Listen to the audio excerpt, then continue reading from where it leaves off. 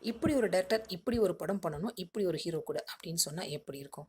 No tension, no tension. இறுதி சுற்று, சூரரை போற்று புகழ், சுதா கொங்கரா, இப்போ சிவகார்த்திகேயன், ரவி மோகன், அதர்வாவை வச்சு பராசக்தி டைரக்ட் பண்ணி முடிச்சிருக்காங்க. இந்த மூவி 2026 ஜான்வரியில ரிலீஸ் ஆக போகுது. ஒரு ரீசெண்ட் இன்டர்வியூவில் இவங்க அவங்களுடைய ஆசையை எக்ஸ்பிரஸ் பண்ணியிருக்காங்க. எனக்கு ஃபுல்லாக ரொமான்டிக்காக ஒரு மூவி டைரக்ட் பண்ணணும்னு ஆசை. அது அந்த ஹீரோ வச்சு பண்ணணும்னு ஆசை அப்படின்னு சொன்னாங்க. ரொம்ப எக்ஸைட்டடாக எந்த ஹீரோன்னு சொல்ல முடியுமா அப்படின்னு ஆங்கர் கேட்டார். இதுக்கு சொல்லலாம்னு நினைக்கிறேன் அப்படின்னு சொல்லிட்டு ரஜினி சார் அப்படின்னு சொன்னாங்க சுதா. என்ன மாதிரி படம்னா முதல் மரியாதை மாதிரி அப்படின்னு சொன்னாங்க.